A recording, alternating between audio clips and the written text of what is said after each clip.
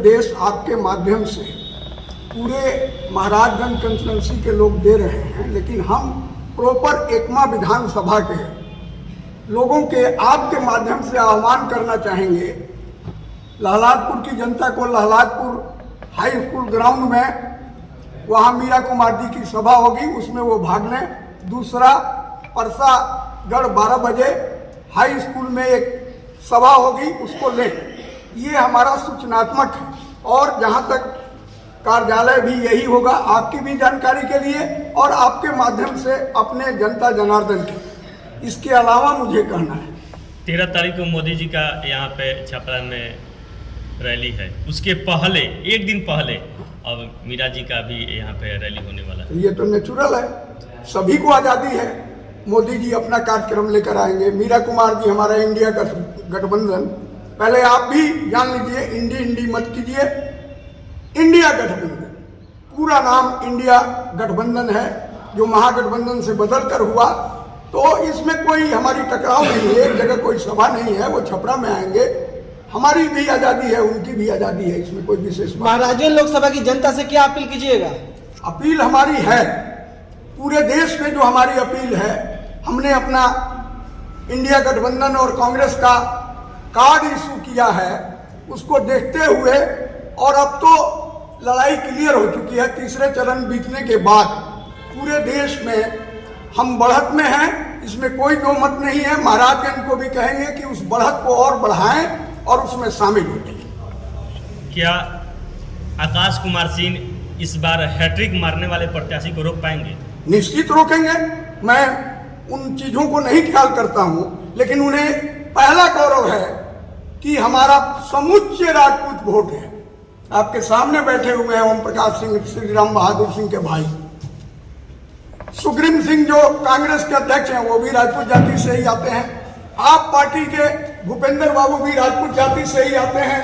कांग्रेस के महासचिव कुंदन जी, एनपी सिंह कुंदन, वो भी आते हैं, और दुर्भाग्य सौभाग्य से मैं भी उसी जाति से। तो 5 तो यही हो गए, 10-10 वोट भी लावे तो पॉइंट में ही जाए। लेकिन नहीं, उनको रोकने में 10,000 कम से कम पूरे महाराजगंज के राजपूत मन बना चुके हैं, वो रोज दिन बढ़ोतरी हो रही है, होगा। आखिर इस प्रेस कॉन्फ्रेंस में राजपूत समाज की बात आपने क्यों कही? इसलिए कही कि उनके तरफ से हैट्रिक की बात जब आपने कही कि हैट्रिक तो उनका पहला दम है, मैंने बाजारों में भी लोगों को चर्चा करते हुए सुना।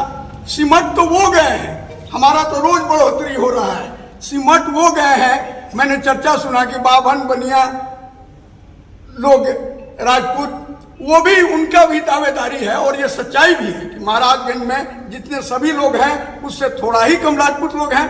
तो वो अपना पोज दे रहे हैं और हर बार की जीत का भी वो कारण बताते हैं। इसलिए मैंने अपने सिद्धांत से हटकर, हम लोग जाति की बात नहीं करते हैं। इस बार कहा जा रहा है कि बाहरी उम्मीदवार को महाराजगंज की जनता ये तो एकदम थोथी दलील है, एकदम बकवास है। मोदी जी को गंगा माई ने पुकारा था, हमने तो नहीं सुना था। वो आ सकते हैं गुजरात से, तो भारत के चुनाव में, पार्लियामेंट के चुनाव में आपको भी जानकारी दे दूं, आपको जानकारी होगी, लेकिन सभी को मैं देना चाहता हूं।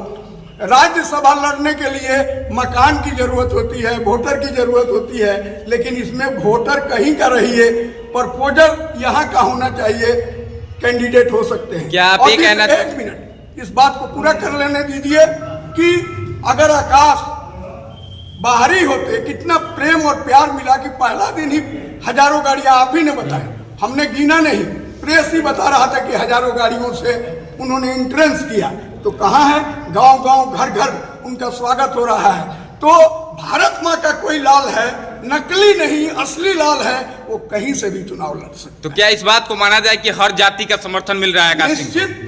आकाश जी को, आकाश ही एक ऐसे कैंडिडेट हैं जिनको सभी वर्गों का, सभी जातियों का, मुसहर, नेटुआ, राजपूत, भूमिहार, अब ये आप अदरवाइज नहीं लें तो ये तो एनडीए का वोट था। आकाश जी के आने से आकाश की क्वालिटी है कि उसने a big chunk of the vote NDA converted in himself, उन्होंने अपना किया। अच्छा, मीरा कुमार जी के आगमन से आपको क्या लगता है प्रभाव पड़ेगा इस क्षेत्र में? अरे मीरा कुमार जी बाबूजी कहे जाते थे, कोई जाति का हो, ये तो बाद के दिनों में जातीय और सांप्रदायिक लोगों ने जिस तरह से अखिलेश के मंदिर प्रवेश के बाद मंदिर धोने का काम किया, सबसे पहले संपूर्णानंद जी का मूर्ति बाबूजी के ही माला पहनाने से धोने का काम हुआ। लेकिन बाबूजी बाबूजी थे, सभी के बाबूजी थे, किसी एक जात के नहीं, चमार के नहीं, राजपूत हो कि ब्राह्मण हो, सभी उनको बाबूजी कहते थे। और बाबूजी की बेटी है मीरा कुमार, लोकसभा की अध्यक्ष रही हुई है। ये सारी बात है, निश्चित प्रभाव पड़ेगा, आम लोगों पर पड़ेगा। महाराजगंज की धरती, जो कि चंद्रशेखर जी भी आके यहाँ से चुनाव लड़े और जीते और जाके प्रधानमंत्री भी बने, क्या इस बार इतिहास दोहरा पाएंगे? निश्चित, ये भी जीतेंगे तो दो मंत्री, दो एमपी मिलेंगे और दो मंत्री मिलेंगे, बाप भी बनेंगे अखिलेश सिंह जी, और ये भी मंत्री बनेंगे। हो सकता है कि वो कैबिनेट बने तो ये राज्य बने, ये मिलेगा। और यही मैं कह दूं कि यहाँ की परंपरा रही है। मेरे चाचा राम बहादुर चा ने रामदेव सिंह को जिताने का काम किया, और मैंने भी इस धरती पर चाचा को हरा के गिरजा चाची को एमपी बनाने का काम किया। तो ये कोई बात नहीं है कि किसी के नाम पर एक ठप्पा लगा हुआ है, रजिस्टर्ड नहीं। इसलिए फिर आप सबको धन्यवाद देते हुए मैं कहूंगा कि आप भी मत बनाइए और बातों को ले जाइए कि ये लड़ाई कहीं जात पात नहीं, किसी जात पात पर नहीं, हाथ छाप पर यहाँ मोहर लोग लगाएं। और जो बढ़ रही है रोज, जिसका खौफनाक मंजर आप देख रहे हैं कि पगला के वो बोल रहे हैं कि भाई टेम्पू का, इस डिजिटल जमाने में वो टेम्पू से रुपया जा रहा है।